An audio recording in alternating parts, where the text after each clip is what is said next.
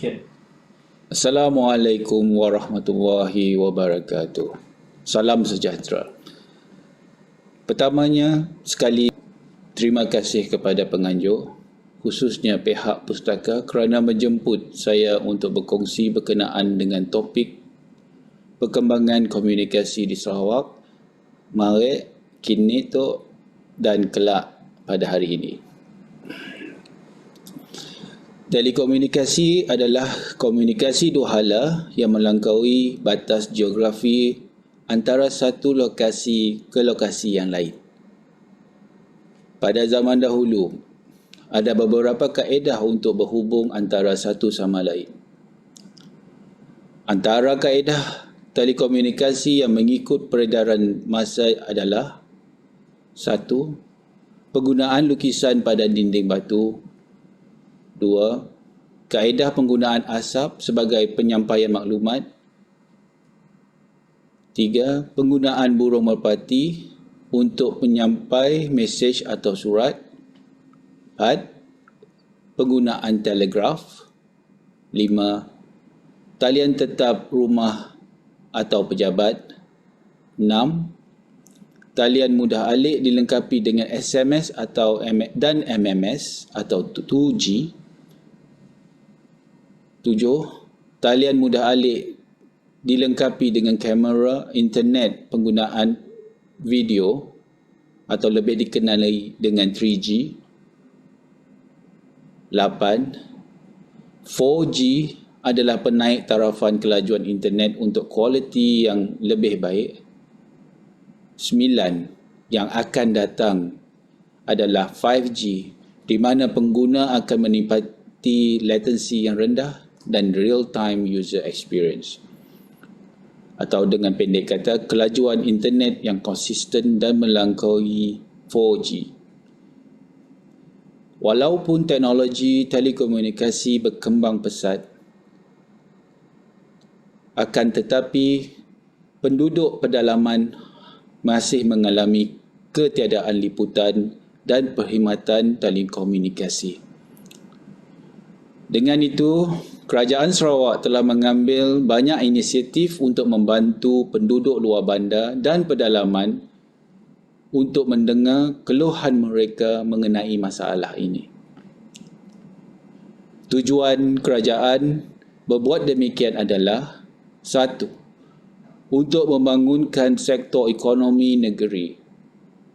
2. Untuk memperluaskan pengetahuan mengenai isu-isu semasa. 3. Memberi peluang kepada penduduk pedalaman untuk lebih berdaya saing.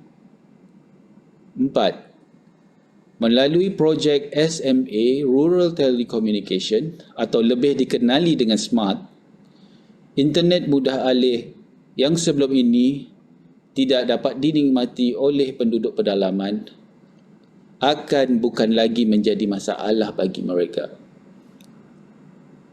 Teknologi telekomunikasi ini juga memudahkan perhubungan jarak jauh lebih-lebih lagi bagi penduduk yang mempunyai anak-anak, ibu bapa dan saudara mara yang bekerja di luar kawasan, misalnya di perantauan. Dengan adanya perkhidmatan rangkaian internet mudah alih, perkhidmatan seperti e-commerce, perbankan atas talian, media sosial, email, mesyuarat atas talian, rakaman langsung dan pembelajaran atas talian juga dapat dikembangkan. Ini juga akan dapat mewujudkan peluang pekerjaan bagi penduduk luar bandar dan pedalaman. Dari segi pendidikan, dengan adanya liputan internet, pelajar luar bandar dan pendalaman tidak akan ketinggalan. Ia juga dapat merapatkan jurang digital antara pelajar luar bandar dan pedalaman berbanding dengan pelajar di bandar. Pada masa kini, internet mudah alih bukanlah sesuatu kehendak individu, tetapi ianya adalah keperluan individu yang harus dinikmati oleh setiap penduduk di bandar maupun di pedalaman. Bagi memperkasakan perkhidmatan digital Sarawak, infrastruktur seperti menara, pencawang telekomunikasi haruslah diperbanyakkan, terutamanya sekali di kawasan pedalaman, agar mereka tidak dibelakangkan dengan arus permodenan teknologi maklumat. Tambahan pula, di era conversion ini, kebanyakan urusan harian kita adalah melalui aplikasi mudah alih, di mana kita hanya menggunakan telefon pintar kita untuk berkomunikasi, memesan makanan, membeli belah dan mencari bahan rujukan. Walau bagaimanapun, buat masa ini hanya penduduk bandar dan segelintir penduduk luar bandar sahaja yang menikmati kehidupan dunia conversion. Rata-rata penduduk pedalaman masih berurusan secara manual. Oleh sebab itu, infrastruktur digital seperti menara telekomunikasi adalah sangat penting bagi merancangkan dan mengurangkan lagi jurang digital antara penduduk luar bandar dengan penduduk bandar.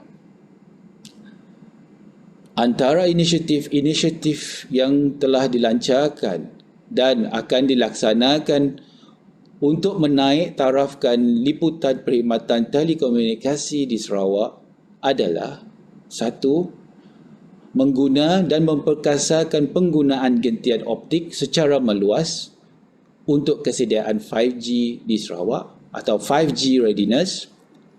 2. Mengembangkan infrastruktur digital dengan cara yang lebih jimat, iaitu dengan menggunakan konsep pembangunan hub dan spoke di kawasan pedalaman Sarawak. 3. Menambahkan gerbang dalaman antarabangsa di Sarawak dan sistem kabel dasar laut yang baru untuk menghubungkan Sarawak terus ke gerbang internet antarabangsa. 4. Meliberalisasikan sektor infrastruktur untuk menarik pelabur digital asing untuk meluaskan operasi mereka di Sarawak. 5. Menyediakan akses internet berkelajuan tinggi dan berpatutan secara meluas dengan menggalakkan open market dan mengurangkan atau eliminate monopoli di Sarawak. 6. Menggunakan semua sumber infrastruktur digital yang sedia ada dan mengelakkan penduaan atau duplication infrastruktur. Dengan adanya inisiatif-inisiatif ini, ajakan paradigma akan tercetus dalam kalangan penduduk pedalaman, dengan harapan penduduk pedalaman tidak ketinggalan seiring sejalan dengan penduduk bandar.